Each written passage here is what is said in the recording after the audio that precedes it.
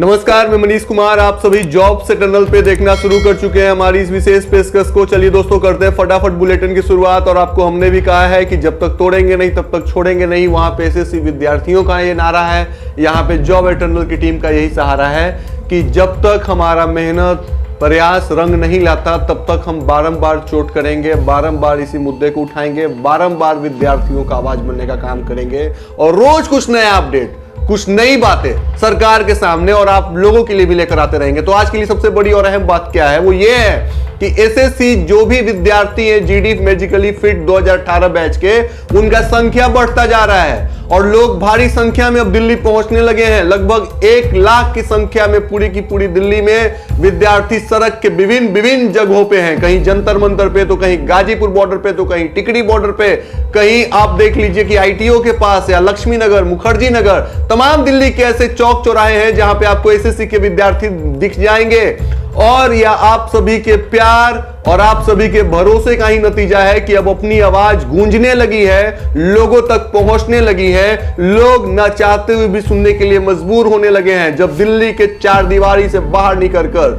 दिल्ली के बॉर्डर तक एक साथ एसएससी विद्यार्थियों के सुर में सुर की आवाज निकलते हो कि मेडिकल फिट विद्यार्थियों को ज्वाइनिंग दो, तो बड़े से बड़े सियासतदान भी थर्रा जाएंगे इन बातों को सुन करके। इसका अंजाम और परिणाम क्या होगा ये ना हमें मालूम है ना आपको मालूम है, लेकिन जिस तरीके से विद्यार्थी प्रदर्शन कर रहे हैं, जिस तरीके से विद्यार्थी बिना किसी राजनीतिक नेतृत्व के बगैर प्रदर्शन कर रहे हैं, उनका प्रदर्शन काबिल तारीफ है। वो विद्यार्थी नंगे पैर गर्मी के दिनों में सड़क पे घूम रहे हैं, बिना खाना खाए हुए घूम रहे हैं और कह सकते हैं एक तरीके से कि वो सड़क पे ही डेरा डाल चुके हैं। आपको कल हमने लेटेस्ट अपडेट दिया था कि एसएससी के प्रत्याशी गाजीपुर बॉर्डर पे अपना डेरा डाल चुके हैं और वो लोग वहां पे भी प्रदर्शन कर रहे हैं और उनको किसानों का साथ मिला है। और किसानों ने ये कहा है कि जब देश का भविष्य ही अंधकार में हो तो हम क्या उम्मीद करेंगे इस तानाशाह सरकार से। तो कहीं ना कहीं सरकार के लिए मुसीबत कम होने का नाम नहीं ले रही है, मुसीबत बढ़ता जा रहा है। और आप लोगों के मेल्स आ रहे हैं, ढेर सारे लोगों के फोन्स आ रहे हैं, मैसेजेस आ रहे हैं उत्तर प्रदेश से, बिहार से, छत्तीसगढ़ से, उड़ीसा से, आंध्र प्रदेश से, मध्य प्रदेश से कि सर हम सभी के सभी धीरे धीरे दिल्ली के लिए कूच कर रहे हैं। और 20 तारीख को यूपी का एक जत्था विद्यार्थियों का दिल्ली की तरफ कूच करने को जा रहा है और तमाम ऐसे विद्यार्थी, परीक्षार्थी, युवा, उन लोगों के मैसेजेस और कॉल आ रहे हैं कि हम सरकार तक अपनी बात को मनवाएंगे। और जो प्रदर्शन 2011 में हुआ था एसएससी को लेकर के, ये प्रदर्शन देखते देखते अब ऐसा रूप लेता जा रहा है और कहीं ऐसा ना हो कि सरकार को फिर से विद्यार्थियों के सामने घुटने टेकने पड़े, निर्णय वापस लेना पड़े और जल्द से जल्द मेडिकली फिट स्टूडेंट्स की ज्वाइनिंग करवानी पड़ जाए। जिस तरीके से उनका आंदोलन बढ़ता जा रहा है, उनका आक्रोश ने आंदोलन का रूप लिया है, जन सैलाब उमड़ा हुआ है दिल्ली की सड़कों पे और अब मजबूर हो चला है main stream media. Main stream media में भी इसकी सुगबुगाहट हो रही है। तमाम हिंदुस्तान के हिंदी और इंग्लिश के अखबारों में भी जगह मिलने लगा है एसएससी विद्यार्थियों को और जो डिजिटल मीडिया के प्लेटफॉर्म है वो तो इनकी बात को उठा ही रहे हैं। और उन विद्यार्थियों से आज हम कुछ कहना भी चाहेंगे, उन तमाम विद्यार्थियों से जो लोग दिल्ली के सड़कों पे डटे हुए हैं कि अगर जब कभी भी आप निराश हो, नीरस हो, आपका हौसला डगमगाने लगे और आपको लगे कि नहीं कुछ नहीं हो सकता है, वापस घर लौट जाना चाहिए, तो एक बार जरूर अपने आप से पूछना कि क्या सोचकर इतने दिनों से आप दिल्ली की सड़कों पे प्रदर्शन कर रहे थे, क्या सोचकर आप दिल्ली की सरकार से अपना हक मांग रहे थे, क्या सोचकर आप केंद्र की सरकार को टारगेट कर रहे थे और उन्हें यह करार कर रहे थे कि वो गलत कर रहे हैं, वो हमारे साथ नाइंसाफी कर रहे हैं। जब एक पल के लिए भी आपका विचार डगमगाने लग जाए तो इन बातों को जरूर सुनना, मनीष की इन सवालों का जवाब दे देना, उसके बाद आप मैदान छोड़ देना, कोई कुछ नहीं बोलेगा। लेकिन मैदान छोड़ने से पहले ये सवाल के जवाब आपको अपने आप से पूछना चाहिए कि अगर हमें निराश नीरस होकर यहां से लौटना ही था तो हम क्या सोचकर आज तक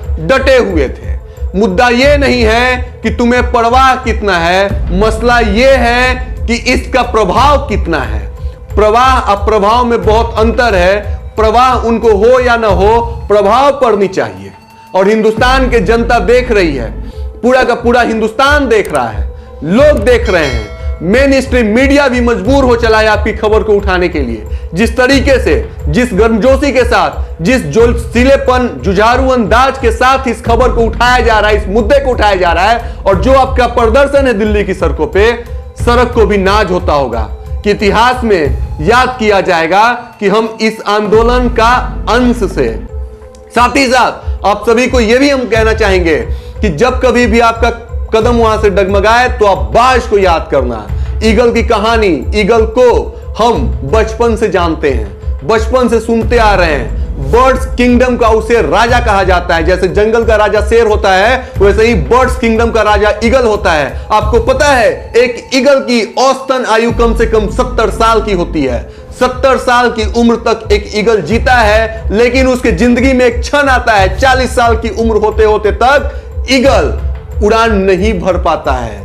ईगल के 40 साल जब उम्र पूरे होते हैं तो ईगल का जो चोंच है, जिससे वो न जाने कितने शिकार किया होगा 40 साल के बीच में, उसका आगे का नुकीला चोंच बेंड हो जाता है आगे की तरफ। उसके जो पंख हैं वो उस पे फीदर्स जो जमे होते हैं वो मोटे मोटे हो जाते हैं, बड़े बड़े हो जाते हैं, जिससे वो बेचारा उड़ नहीं सकता है। उसके जो पैर के नाखून हैं वो भी बेंड हो जाते हैं, जिससे वो अपने शिकारी को पकड़ नहीं सकता है। इतना सब कुछ होने के बाद 40 साल की उम्र में बाज के सामने ये चुनौती आती है कि अब वो करे तो करे क्या। उसके सामने दो रास्ते नजर आते हैं कि एक तो वो अपनी जिंदगी को तमाम कर दे, इच्छा मृत्यु को स्वीकार कर ले और इस जहां से अपने आप को अलविदा कह दे, क्योंकि उसे पता है कि कोई भी हमें खाना खिलाने वाला अब नहीं है, हमारे सामने अब शिकार नहीं आएगा, तो हथियार डाल देनी चाहिए।